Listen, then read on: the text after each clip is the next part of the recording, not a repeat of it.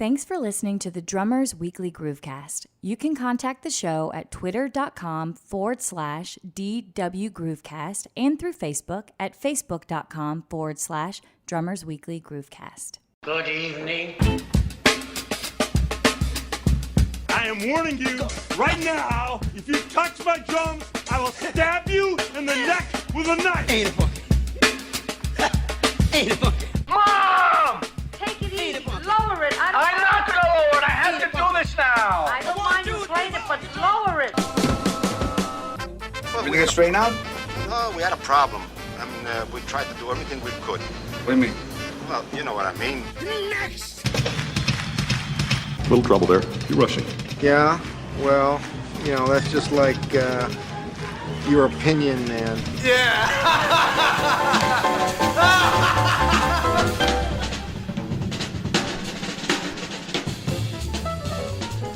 Oh, what's under the Christmas tree, Chalden, sir? That's a good question. Christmas coming up. Well, you know what's going to be really interesting is if something happens and this show gets bumped until like mid-January. Oh, well.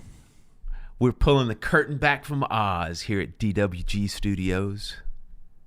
No, whatever, man. You're going to put this on before Christmas now. We just pretty much made it necessary. We have sealed our fate, sir. Yes. No matter who were to offer up their availability, we need to put this on because we mentioned the big C word. You know, the big C word. Yeah, I'm leery to say it sometimes. I'm going to have to put the little explicit content thing in front of course. But you know, the way some people think, it almost might need it. I thought that before we actually talk about the Christmas tree thing, we've actually talked holiday tree, half an hour, Festivus tree. Right. We've talked for a half an hour prior to this that we should have just left the microphones going because we had a good, well-spirited, thought-out argument that we did, and then we talked about upcoming shows, and we talked about a bunch of other stuff, which is actually incredibly compelling. I don't know what we would have called that show. The ramblings of.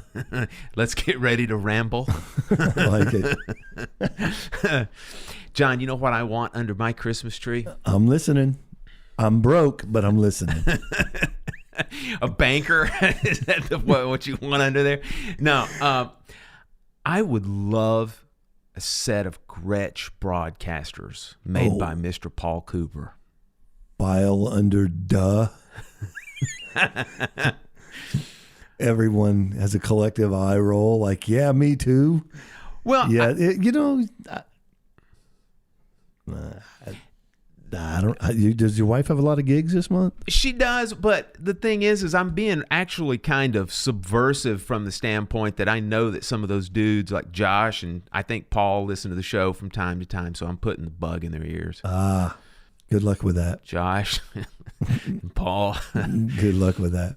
But that's really what I want, and I thought that since we made our little journey down there back earlier in the year that craving might wane, but it hasn't. No. And a freaking friend of ours that lives out on the West Coast is stoking the flames. Well, there's some puns intended there, huh? That's a very poor reference right now. You know what? I'm going to usurp your Christmas tree and say that, boy, our thoughts and prayers are with a bunch of friends that you and I have that are out there on the West Coast. Boy, they have gotten their fair share of fires in Northern California, Southern California over on the coast, and even inland over in Orange County. And I mean, I can name half a dozen people right now that we know. Yep. That have had those. I heard that he lost everything, man. That's what I heard too. We've had a few other friends that go through that as well. And this year in particular seems just more out of control than ever. So I'm really very seriously thoughts and prayers to all of you I know and everyone else who's suffering at the hand of that disaster. Man, I saw some pictures of 405 the other day that it looked like something out of a disaster movie. Yeah, absolutely. It's unreal. Was it like an Irwin Allen production or whatever, one of those? It's what it looked like. And here's a perfect example of, how gear obsessed we are and all that. It's like, don't sweat any of that, fellas. Yeah. Be safe and keep your people safe, and all that other stuff is replaceable. We may have officially just turned this into the Ramble Show because it's taken about 5 different directions since we hit record. Man. So, John, what's under your Christmas tree this year? I'm actually, as most of you know, I'm like an old, stuck in the mud, fuddy-duddy who should have been born in about 1940. Stuck in the tar pits, drag yourself out of there, Exactly. You dinosaur. But I'm actually delving in a little bit into like a simple recording setup. So do tell. I bought a little something at your suggestion. I think that was actually a recommendation on the show. I don't even know what it's called. I just bought it because you said it's called a box of wizardry. There you go. and smooth signal. Yeah. But I bought that little Behringer Euphoria, and my idea is just I buy and sell a lot, but especially cymbals. People really want to hear those, so I'm gonna have this little setup to do that, and it'll probably grow into something else. But I'm not terribly driven to be an engineer, but we'll see. So maybe kind of adding to that. I got some nice microphones, but might look into a good room mic, good large diaphragm kind of thing. I know the co-host and along with a host of our listeners are looking forward to some more host spotlight videos. No, I don't know. I'm not going to get into that. I didn't say anything about video.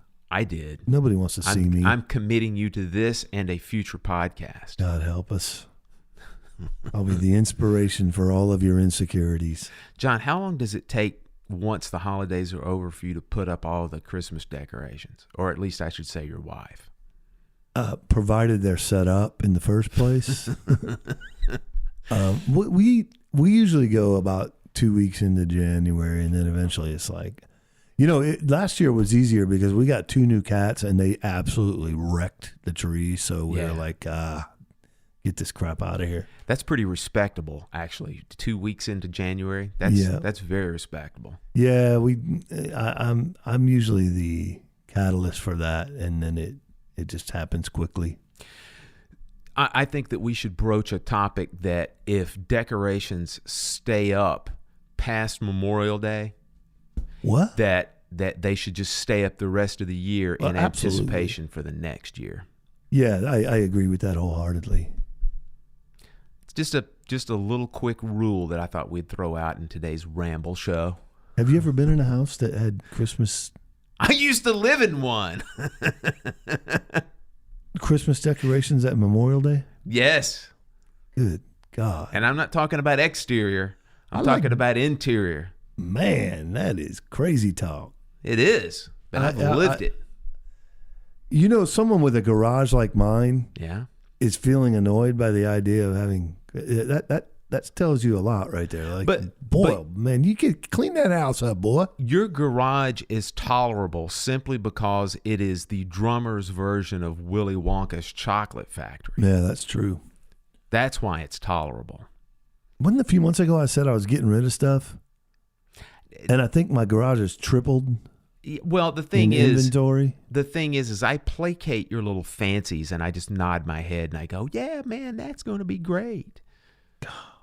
And see, then that way I don't have to hold your feet to the fire 3 months down the road. I have so much anxiety about selling that stuff. I just kind of go, well, we knew where it was going to go. No pressure. I got some nice stuff recently. I know you did. Mm-hmm. Although today was the rare exception. Yeah, I don't care. No big deal. Speaking of the holidays, John, it's a time for shame. Oh, we're gonna talk about that upcoming show. No. Oh, okay, good. All I'm saying is we have a contest coming up. The good folk out at Aquarian Drumheads, they're basically funding it. And there's been a incredible, we'll call it less than gratifying response to sign up for this, listeners. But you got to do it. Redefining apathy. Yes. Yeah. You've got, I mean, man, when somebody is going to hand you hundreds of dollars of free premium product, you need to do this. Folks, get over to iTunes. Support the show. Support your friends out at Aquarian Drumheads. Our buddy Chris Brady is throwing the goods out there for free for everyone. We're going to be making a drawing here in about a week and a half or so. We'll give you the exact date coming up very soon. But in conjunction with the Mike Johnston interview that we conducted a few weeks ago, our buddy Chris Brady out at Aquarian Drumheads said, look, we're going to do a giveaway. We're going to give away a bunch of free drum heads for first prize. And second prize, we're going to give away a complete set of Aquarian Drum Kit Tools. And I know you've heard me talk about these drum kit tools on every episode, but I want to talk about just how cool those freaking tools are. It's just a whole series of little things that you should keep with you while you're on the road that just solves headache after headache. That kick patch, which was featured on one of our must-have gear episodes or segments, it's just a 12-inch adhesive patch that if anything were to happen on a gig or a session where you had a batter head on a bass drum that broke through or ripped, you put that thing on and it will get you through until you get time to put a new drum head on. It's brilliant. Then you have the T-tabs, which is just a great muffling solution. You have the power dots, which are removable that you can add on any drum. It's basically like a removable black dot.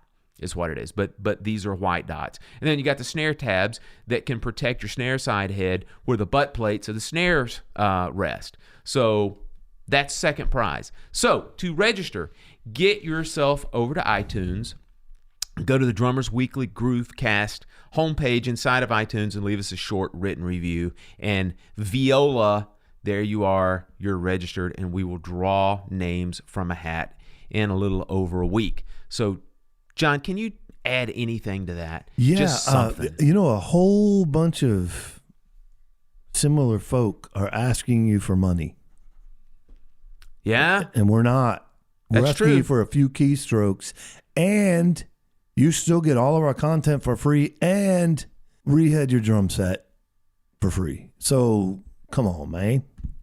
I'm kind of blown away. We're not getting a little more response, but hey, Yeah. I mean, maybe if we put up our, please give us money so we can keep giving you the show thing, then all of a sudden people will jump in our contest. Well, I think the thing that a lot of people may not understand is that with the relatively low amount of people that have signed up so far, I mean, your chances of winning upwards of a few $100s worth of free drum heads of your choice, I mean, you've got a great shot. I mean, there's less than 30 people, right? At the moment, correct. Yeah. Get on it. So get on it. Moving forward, leaving the ramble part of the show, we'll get to the topic part of the show. Look, I'm not above that at this stage of the game. I'm just not. Well, my all right. My friend Rich, he begs me to become like way crankier, on this show. Yeah. Like you need to show your rear end more, man, and just be cranky. And I'm like, no, it's not. I don't need to do that. I do that at home. Well, but this kind of thing's kind of making me cranky. Like, come on, man. Well, it does. It does add a certain compelling part to the show because there's a stat that it's fairly well-known stat that revolves around listeners of the Howard Stern show. Mm-hmm. And it had to do with the length of time that people listened. And the people who listened the longest length of time to Howard Stern were people who technically hated him. That makes sense. So, I mean, no reflection, John. No, we're certainly not Howard Stern. With that in mind, why don't you jackasses go put a review on our iTunes page? Gee. We could go good cop, bad cop. I like it, man. Well, yeah. Bad cops get the best weed. Oh, wait, did I say that out loud? Did you know, listeners, that the bad cop on this show actually came up with the topic for this week?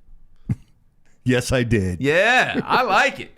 And the topic for this week is alternative sounds. And in parentheses, I'm calling it the contraption show. Isn't that kind of a nifty word? Yeah, it kind of works because a lot of alternative sounds are created out of contraptions and thinking outside the box. Well, and contraptions are the long word that got boiled down to traps for like trap set, right? True. They should be glad that I was not the old cranky theater owner that told drummers to bring their drums and contraptions down, because I would have called it their drums and accoutrement. Accoutrement? Accoutrement? What is that? I'm sure they're really glad you didn't. Yeah, because it wouldn't have been like a trap set. It would have been a ma set. How stupid is that? Bizarre. But since the early dawning days of the drum set, and not to get too far down into this rambling rabbit hole, but we've been kind of this catch-all instrumentalist that whenever we need any kind of certain sound palette, sound effect, it doesn't go to the woodwinds, it doesn't go to the strings, it doesn't go to the brass. It's just anything that sit out for bars right. on end. It's just like, just give it to those guys back in the back that's hitting a bunch of stuff. Mm-hmm. And so what we thought we would do today is we would talk about kind of the evolution of all these new sounds and alternative sounds that's very prevalent in today's drumming. And we talk about what we like. Yeah, so it's a little bit of a topic show and a gear show all wrapped into one. We're putting that under your Christmas tree. How's that? Your Festivus pole. A lot of the stuff that we're dealing with today, that's the hot new toys, the hot new instruments, are instruments that were not necessarily born out of acoustic sounds and acoustic needs, but we've kind of flip-flopped and we've gone a different direction. That a lot of the sounds that we're dealing with today were born from electronic programming, and then you got a bunch of industrious lads that said, well, we could just get a sample pad and we could sample the stuff and we could trigger it that way. Or if we want to be really crazy, why don't we just invent some stuff or get some stuff that we think can make those kind of sounds and modify it and then play them in the analog or the acoustic way. Now, John, I know that with one of the groups that you work with regularly, one of the band leaders is not a huge fan of doing full sequences or even loops. Anything. Right. But yet there are certain modern tunes and modern material that you guys do regularly that it just doesn't sound exactly right unless you have a sequence, or yet you came up with the solution of doing some stuff with a sample pad. Yeah.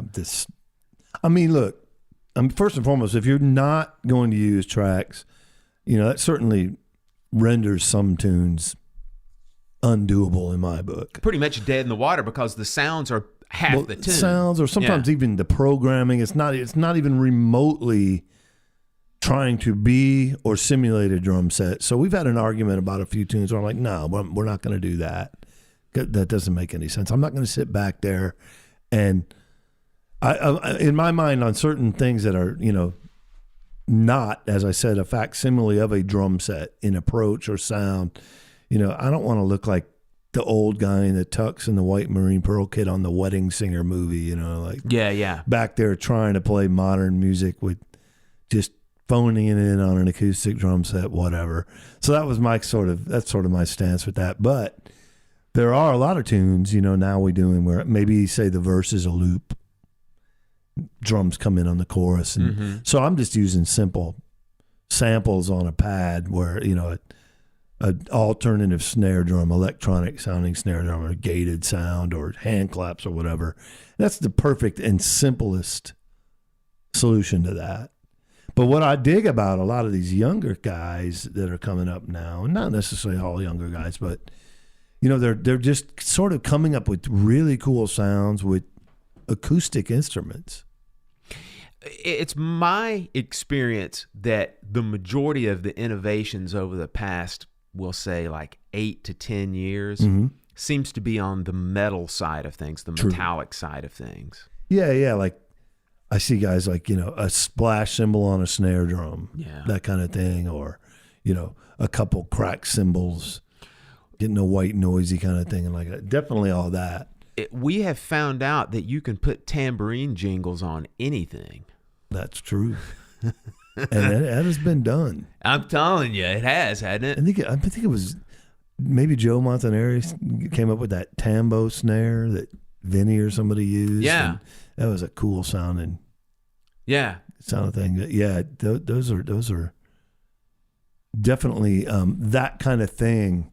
I like the idea of acoustic instruments being melded together and creating alternative sounds a lot. I think it's cool. Well, as Jack Bell said about method books, there are certain things that are just more manageable than others. And when you have an acoustic instrument on your drum set, it is significantly more manageable just from the standpoint of reliability, and you know what you're going to get when you hit it, as opposed to even with the proliferation and really just the perfection of a lot of electronic gear that's out there now, there's still way more uncertainty when it comes to playing those, because what if you forget to change programs?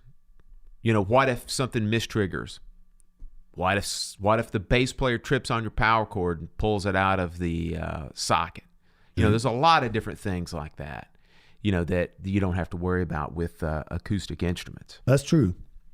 There's that's why I think in some ways too, you see the more common use of a lot of people have a side snare now, be it cranked to the heavens or tuned real low, and those could all be samples. But then there's a feel thing. Mm-hmm. There's a just a volume thing where you're not desperately relying on monitoring. It's just right there. But the other part of that using acoustic stuff is oftentimes it's unique to you. Yeah.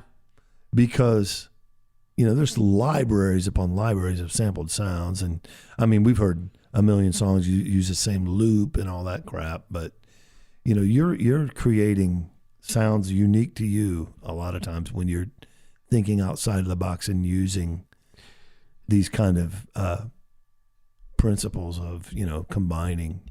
And if you're using an acoustic instrument like that, the uniqueness goes down all the way to the instrument itself. True. Because you get to that whole thing of no two acoustic instruments are completely and totally identical. And the playability, right? Oftentimes, I mean, it's a simple fact that if you have a sample of a splash cymbal on a snare drum and you have an actual splash, there are things you're going to be able to do physically and dynamically that you're probably not going to be able to do with a pad. Now, granted, there's going to be some argument there, but really, seriously, play me a well-programmed and velocity-sensitive pad and play me a snare drum with a song. You're going to go to that drum every time, I think. Most people, there's going to be always the guy who argues, but come on, man.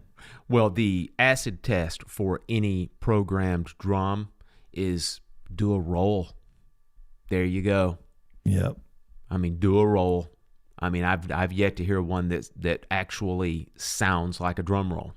Yeah, that's a tough one. Yeah, I don't know that they're ever going to get that worked out exactly right. But, John, I want to go down a list of some instruments, some of the ones that you and I like, some of the ones that we think add some different textures and some unique sounds. And the first one I want to talk about is one that I've owned for probably 30 years. And it's an instrument from the madman Pete Engelhart. that came up with just a whole host of different types of metallic sounds in particular. And back in the probably mid to late 80s, I bought one of his Engelhardt ribbon crashers. And the first time that I saw anybody use one of these was Steve Jordan had a Engelhardt ribbon crasher mounted in the position of where his primary ride cymbal was. Now, I can't remember what artist he was playing with, or if it might have even been on Letterman's show or something, but I remember seeing him and hearing him play that and thinking it was just an incredibly unique sound. It's a very harsh kind of metallic white noise that's different from hi-hats. Definitely. You know? And I ordered one, and I'm trying to remember where I actually got it from, but it has this old antiquated mount too that, man, it's just, that mount is pretty much useless by today's standards, but I still figure out ways to use that thing from time to time. And let me just briefly describe it for those of you that don't know what it is, because I still don't think those things are that widely used. I have one and I've never used it. Yeah. Basically what it is again, it's a stand-mounted metallic instrument that has these, they come in different sizes, but mine has these layered ribbons of steel. They're thin layers that I'd say they're probably 8 inches in length. Mm-hmm. They are X'd over in what almost kind of looks like a bow tie kind of a configuration. And they are riveted to a base to where they have plenty of room to move. And I think on mine, there are either 4 or 6 strips of metal that are interlaced over one another. Yeah, sounds right. I think we have the same one. And they are loud, loud, loud. That's the one thing that I just recall about them. It's just, they're incredibly loud. You don't need to mic it. No, not at all. Not at all. It gives you a sound somewhere in between that of a really bright tambourine and a set of trashy hi-hats, I guess. Yeah, I could see that. Somewhere. But that's one that I like, and I've used it a lot of times for, of course, like a hi-hat type sound, but I've also used it sometimes to play in conjunction with a backbeat to give it just a little different flair. I was thinking back in the 80s, I remember I had I guess it was a Rancan China, that real dark, trashy one, and of course those are prone to crack fairly easy, and I remember having one, and I cracked, and I had a cracked cymbal. I didn't think twice about it. I just put them together because I was thinking like that the China wasn't making sound anymore, really. It just wasn't loud enough or expressive enough, and like, oh, I'll put this 16-inch crash inside of it. And I remember using it completely different than I had the China, because it was a little more short, gated, white, noisy kind of thing. So it's just like effects here and there, and just a happy accident, and it wasn't me being creative. It was me being cheap, to be honest with you. Yeah. But it created a whole different thing, and much to the joy of many people I was probably playing with, I used it so sparingly that like people started smiling on stage again, Oh, well, you hit that on 4 on like 3 songs, and that was it. Like, we're happy. With the addition of that cymbal on top, though, it certainly cut out some of the resonance of it, some of the length. And so you couldn't play it like you were riding it out a quarter note, just wacky thing that we went through for a while. But there's an example of I was being cheap, hoping I would get that sound again, and it didn't, but it created something. So there's a lot of things you could do like that along Pete's mindset, and he created a million different things, but let some metal hit some metal, and see what happens. Something that I did that is absolutely along that same line also, but it's in a smaller version, is I created a set of these weirdo China hat kind of things that I use for punctuation kind of sounds. Again, things that kind of mimicked a hand clap. And what I did was I took a 14 Wuhan, inverted it, put a 12-inch splash on top, not an inverted, but with Like the a bell on hi-hat top like a tradition. hi-hat. Right. Mounted it on an X-hat adapter, and fixed the clutch on it to where it would resonate a little bit, where it would actually move a little bit. Oh, cool. And it gave you a nice lengthy punctuation. Mm-hmm. And I believe somewhere down the road, didn't Zildjian or somebody come up with an actual set of those, like they call them trash hats somewhere? That sounds familiar. Yeah. I think you're right. Yes, inevitably they did. Yeah, that's a really cool sound. And if you really get crazy with it, if you wanted to tighten that clutch down a little bit, something that's really cool to do is use it as an alternative set of hi-hats. And if you wanted to have your hands separated, where your right hand would be on the trash hats, left hand on the regular hats, you get a real unique kind of a panned hi-hat sound, between those two real vastly different sound of hats. It's a really cool thing. I heard, speaking of Steve Jordan, I heard Steve Jordan do something similar to that on that Schofield album that he played on called Electric Outlet. There is a track on there that I don't know the name of it, but he did something along that line to where he might have actually had that ribbon crasher on one side and then was playing hats on the other and going back and forth between those, and it gave that real weird stereo panning kind of a sound. I've done that with just two sets of traditional hi-hats before, and it definitely has a cool vibe. Yeah, and the trash hat just kicks it up an extra notch, an extra notch of funkiness. That particular accent is speaking much more prominently than. Yeah. Yeah. John, one thing I want to add a quick coda on to that ribbon crasher thing is that, Sabian came out with a really cool idea that's absolutely based off the ribbon crasher, and they called it a snare drum hoop crasher. Have you seen those things? Essentially what they are is they're the same crasher mentality where you take a couple pieces of thin metal, you layer them on top of each other, rivet them together where they can move freely back and forth. But they took these hoops and made them to fit just inside the diameter of a 14-inch snare drum. So essentially what happens is when you hit your snare drum, you get a combination of that real nasty, metallic, trashy sound that creates a bit of a white noise sound and a tambourine jingle at the same time. And they have a way where you can put this clip on the side of your drum that either dries it out a little bit more to give it just a little bit more jingle and less trash, or completely and totally leave them all the way off, and you can get that crasher to almost jump off the drum head. Sounds distracting.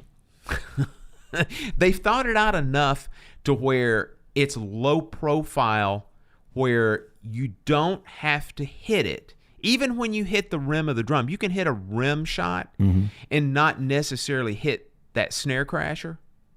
Or it's raised up just enough, but underneath the level of the snare rim, to where if you wanted to play inside of the rim, you could get just that crasher. Interesting. So it's a unique sound, man. I think that might be a JoJo Mayer joint. Yeah, it sounds like something he might come up with. Yeah. John, you ever mess around with any of the hammer axe stuff? Negative. I think we ought to talk about that, though, because they've got one of my favorite little tchotchkes. Okay. These guys, once again, they're cut from the Englehart mold. A lot of metallic stuff. And they have a little goodie that everybody check out. There's plenty of these online that you can listen to.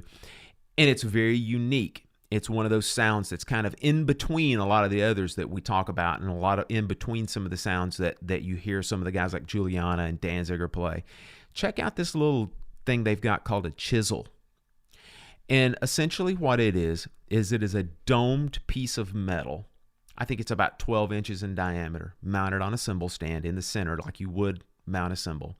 But underneath this flying saucer-like rigid metal dome, there's a floating piece of metal that has kind of, I don't know if you'd call it serrated, but at least it has some cuts that go inward from the edge of the cymbal toward the center.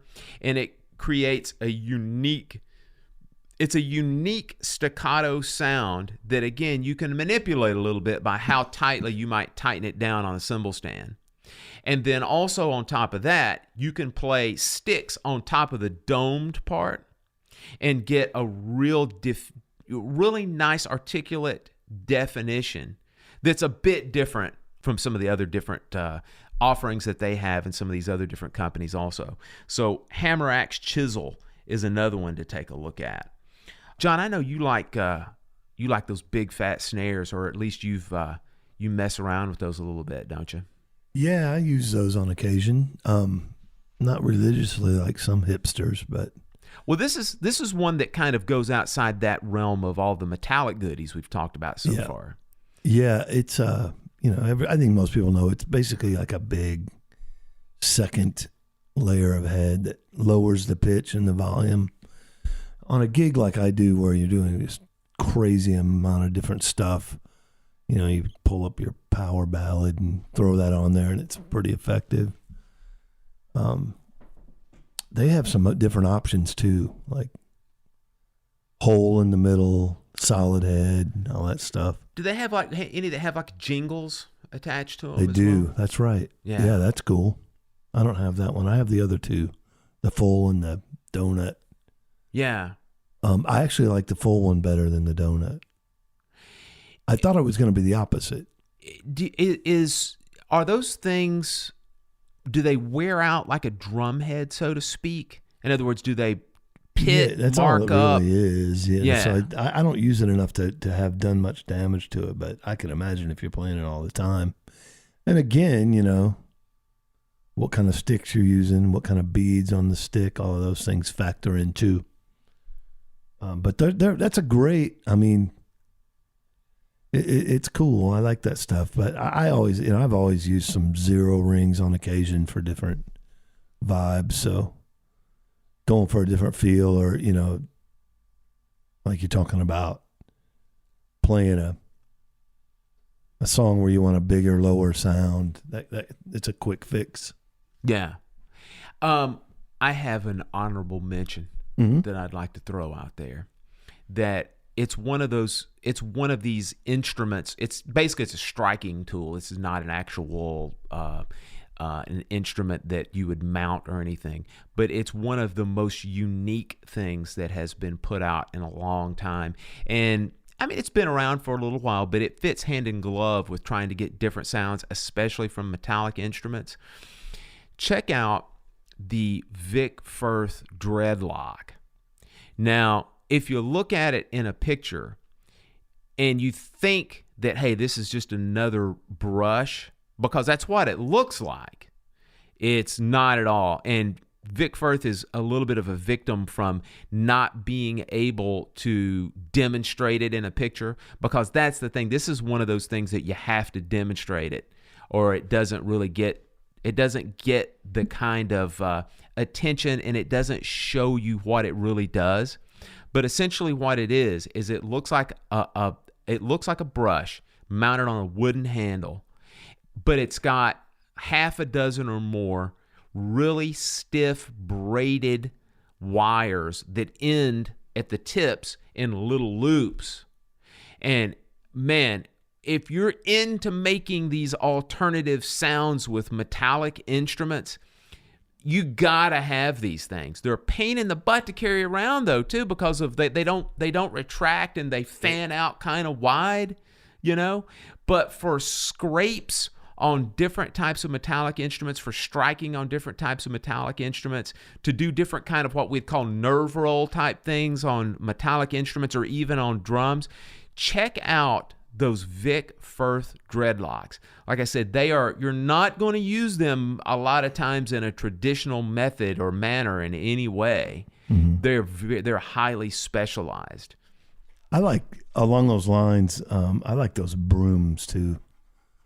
Who makes those? ProMark, I think. Yeah. I used those yesterday on like a little low volume jazz gig on some stuff. And I think I was using it on a couple of Latinish kind of things, like turn the snare off. Oh yeah. And it's just got this magic, fat, warm sound. There's a lot of brush and stick options out there like that. Yeah. That are super cool. There's still if you're really wanting to have just a large amount of sounds at your disposal, there's still the whole option of like almost an electronic kit sort of mixed in with your acoustic. And now there's great pads with great mounting options that are small. Mm-hmm. You could have them throughout your kit and have a sample, a pad with samples you can trigger from it and all that. I've even thought, like, I know a guy who had that beaterless bass drum, kick drum trigger right next to his regular bass drum pedal, some pads, and he could do almost an entire, like, some weird little sounding 13-inch hi-hats over here. He could do a whole loopy sounding thing with the pads and all that, and then go straight into the kit. And that was kind of a cool approach too, and relatively affordable. But if you're overwhelmed by like, oh, I want to have a lot of different sounds, but all these options sound like too much, you can always still go back and just get into the sample realm of things. Which one are you using? I'm not using a pedal, but no, the pad. I'm talking about. I have a really simple one. It's the Alesis Sample Pad 4. It's smaller, rectangular one. Gotcha. How many different surfaces are on there? There's 4. There's 2 large pads and then 2 small pads. And then what's cool about that is it's like, I think I got it for $125, and you can use an SD card and expand it, put any of your own sounds or samples in, or anything if you're buying from a library. Yeah, you can put them in there and have them set up kits. That's a really easy. It's small. It's probably 12 inches by 7 inches, real small footprint. I like that little pad, man. It gives me some options, especially on the gig where I'm not able to do much in regards to technology. Well, also having the pads where there are some that are larger on there, it certainly helps from the accuracy standpoint of being able to trigger, like a hand clap or some kind of like an 808 kick or snare or something like that. So that's good. And there's external, there's a kick input, which is cool. I got you. And there's also an external pad. So if you wanted a bigger pad, like say off to your left, where accuracy was a concern, you could use a larger pad with it, because there's one external pad input as well. Yeah, I know, not to get too far into the rabbit hole of the electronics, but I know that you can go, of course, as deep as you want to with this sort of stuff. But the deepest that I've ever seen anybody go into, especially triggering different sounds and or sequences, is I've seen a few different groups that will use an Ableton rig that will be hooked up to a version of either an Octapad, or Alesis made a thing that looked like an Octapad, also had 8 different pads on it. And man, it could go as deep as each pad would start a different section of an Ableton loop or Ableton sequence, start and stop them, and then also another pad would move forward to the next song that was in a set. So you can take this to any length as you want to. I mean, we've gone from the point of talking about mimicking electronic sounds on acoustic instruments all the way back to doing full sequences on electronic pads. So you can the different sources for alternative sounds at this stage of the game is pretty much limitless. Don't be stuck in 1968 like me. That was a good year. It was. I'm stuck there for a reason. Yeah. Because it was awesome. I think the police are coming for you. I hope everybody can hear that. Closed-minded bastards are going to get arrested today. John, to finish out today, we are going to do a segment on underrated drummers. And I want you to go first. And it's because the guy that you have chosen is the poster child for alternative sounds. Yeah. Like, not in how you would think, though. We'll call it vintage alternative sounds. Right. How's that? Definitely. My guy is, I got to give my friend Ben some props here because he literally said, how can you not have this guy on your underrated drummer segment? And I started looking at his discography, and I was like, that's a good point. The guy I'm talking about is Jay Bellaros, who's a LA-based drummer, does a lot of work with T-Bone Burnett.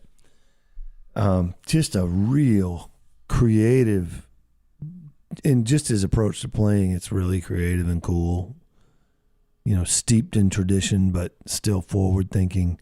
Uses a lot of super vintage stuff. When I talk vintage, I'm not talking a nice 1968 Ludwig kit, but we're talking Revolutionary War, rolling bomber, you know, yeah, Radio Kings, and all kinds of cool stuff like that. And man, look, I'm not intimately familiar with the stuff, the obvious stuff. I am, but I mean, his discography is insane. Alan Toussaint, B.B. King, Graham Nash, Doyle Bramhall, J.D. Souther, Punch Brothers, Madeline Perot, T-Bone Burnett, Bonnie Raitt, Elton John, Diana Krall, Elvis Costello, Greg Allman, Patty Griffin, Aaron Neville, Robert Randolph, Jacob Dylan, Alison Krauss, and Robert Plant was one of the things. You know, I know he played on a lot of that. I'm blanking on his name right now. He did the... I'm going to play Mind Reader. Golly, read it. Ray LaMontagne. That's it, yeah. Because I was going to talk about that. I just pretended I didn't know because I didn't want to say his name and say it wrong. I had a Sucker. guy, dude. This here we go down the ramble wormhole again. I was on a gig one time where I was subbing in with somebody, and we were going to play a Ray LaMontagne tune, and the guy couldn't remember his name, and he called him Ray Montague. Isn't that like some old hotel somewhere? Stupid, man. I laughed for 10 minutes after I couldn't even play the tune, man. It was ridiculous. But anyway, I man, was this going to dude, mention that. Yeah, I was Jay going to mention that. is amazing, man. He's just oozes feel and vibe, and he's like an old soul, but still, you know, like thinking forward and creatively. Good stuff. I saw him do a live show. It was like a live taped in studio thing with Ray Montague, with Ray LaMontagne. It was several years ago, and he was playing. Dude, it would look like he had some rope drums up there, man. He was playing, and some other old thing. All he needed was like a bloody bandage around his head, man, and he would look like he was marching in the Civil War. That's the kid who led the Gettysburg Surge. He took a melon ball right to the labunza. Lord, he looks pretty good considering. So my guy is a fella from South Africa named Ricky Fattar. And he's got quite a unique career. The way that I came about appreciating Ricky Fattar was hearing him on some of the Bonnie Raitt records from the mid and late 80s. Just thinking, just a great funky groove this guy had. And then I kind of also backed into the Ricky Fattar Appreciation Club by listening to an old Beach Boys tune called Sail On Sailor. Oh, yeah. Yeah. That's him? That's him, man. And let me tell you how I came about that whole thing. I've never been a huge Beach Boys fan, but I heard that one song one time, and I had no idea who it was. I didn't know, because it's a later Beach Boys tune from the standpoint of it's not the Pet Sounds or, you know, Surfing USA kind of stuff. Yeah. It's from the early 70s, maybe like 72, 73, somewhere in that ballpark. And then I was like, holy crap, that's the Beach Boys doing that? And it's kind of one of those things also that a lot of Beach Boys fans kind of shun that period or whatnot. It's not one of the classic, you know, periods of Beach Boy discographies and whatnot. But Ricky Fattar was recruited along with the actual singer of that tune, Sail On Sailor. Here I am rambling on. It's not a Beach Boy. It's actually Blondie Chaplin. That's false advertising. Yeah. Well, that's another reason why a lot of the diehard Beach Boy fans don't particularly care for that era because that's Blondie Chaplin singing on that and Ricky Fataar playing drums. Dennis Wilson butchered his hand doing something. I don't know what it was, but the story goes that the Beach Boys needed to be re-energized. Brian Wilson had lost his mind at that time, and so they recruited Blondie Chaplin and Ricky Fataar. Ricky Fataar also is a good singer and a guitarist, which is going to go down another route here in a second. But Ricky Fataar played drums on Sail on Sailor. Blondie Chaplin sang it. I really like the groove on it. It's one of those weird things where it's a mix of like a kind of an open, like a shuffle and a 12/8 thing, similar to like Pretzel Logic that Jim Gordon played on, where it's a 12/8 and a shuffle kind of at the same time kind of deal, alternating back and forth. But the other way that probably the general public will know Ricky Fataar is he's a guitarist and he played the George Harrison character in that Beatles spoof, The Ruddles. I had no idea. See? We're educating even the co-hosts today. Yeah, Ricky Fataar was the George Harrison character in The Ruddles. I just remember, Yeah. I mean, if he did nothing else other than Crazy Little Thing, that John Hyatt tune that Bonnie Raitt did. Yeah, let me tell you the tune. Thing Called Love? Man. Let me tell you the tune that he just slaughters on.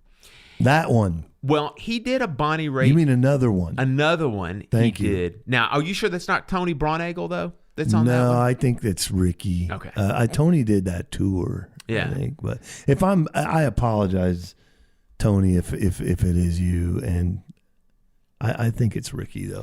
The track. Now I have to look. The track that I like in particular that he played on with Bonnie Raitt is that reggae tune called "Have a Heart." Oh yeah, that is great. He just nails that sucker, man. That's a tremendous sounding tune. He also plays, man, on "Nick of Time," which is the actual album title track. Right. And it's got a real Al Jackson kind of a vibe going on, sort of like on what's the Al Green tune that we have to play all the time? Let's Stay Together. Let's Stay Together. It's got one of those Real kind of similar vibes vibe. on it. And then also, man, do you remember that old Split Ends tune from the mid-'80s, Message to My Girl? He played drums on that. And I think at a later time he played with Neil Finn and Crowded House some as well on some of the studio tracks.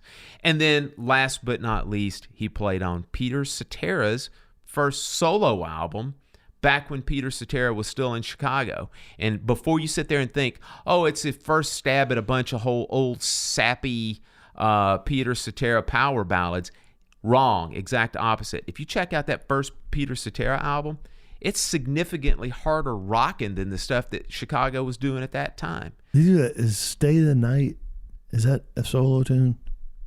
I don't know if it's on that record. Oh, okay. Yeah, this is, like I said, this is an early Peter Cetera solo album from like maybe 81 or 82, somewhere in that ballpark. Like I said, he was still with Chicago. He didn't leave Chicago for several years after that. Wow, I didn't realize that. Yeah, it was like probably 86 or 87 when Peter Cetera left Chicago. So that's my pick for the day, Mr. Ricky Fataar. Go give a listen to some of those tracks. In particular, Sail on Sailor. Give a listen to Nick of Time and Have a Heart. John, did you dig it up, man? Is Tony Braunagel the drummer on that tune? Could even be Porcaro too, man, because Porcaro played on some of that stuff. No, I think it's Ricky. We're gonna say it is, huh? And somebody will tell us. Yeah, undoubtedly I'll be shamed. If in fact Somebody it will isn't. tell us. Well, folks, before we get out of here, stay in touch with us. We love to hear from you. You can always reach out to us at our normal modes of communication. Our email address is drummersweeklygroovecast@gmail.com. You can reach out to us at social media. We are at facebook.com/drummersweeklygroovecast. You can also reach out to us at Twitter. I think now, John, they have gotten it to where almost everybody can do 280 characters. So if you're a person that likes to talk in 280 characters or less, we are at DW Groovecast. If you are OG, twitter.com/DW Groovecast. And then last but not least, get yourself over to iTunes and leave us a short written review to be automatically entered into our drawing which is, oh, wait a minute. We're stopping the process. John has an answer. Ricky Fatar. He was the drummer, huh? That's correct. That just emboldens my pick even more. I'm just glad I'm not going to get called to the carpet or have Tony call me and say, you son of a... There goes the explicit rating. So back to the regularly programmed show. Could be son of a sailor. Biscuit. So get over to iTunes, leave us a short written review to be entered to win one of 2 great prizes from our friends at Aquarian Drumheads. First prize, a set of drum heads of your choice. Get over to aquariandrumheads.com, get a look, figure out what you want. Prize number 2, a full set of drum kit tools. Again, get over to aquariandrumheads.com, take a look at their offerings, see what they have, and then give our friend Chris Brady a shout. Tell him you heard about them on Drummers Weekly Groovecast, and win some prizes. Mm-hmm. We're gonna draw in a week. We'll let you know for sure. We'll give the exact date and time. Hey, while you're at the iTunes, you could check out that Ray LaMagnetone record. Ray Montague. And hear Mr. Belleros knocking it out of the park. Well done. Ray LaMagnetone. Nice How about callback. Nice Woo! callback, John. All right. Until next week, we will see you then. Bye-bye. Bye.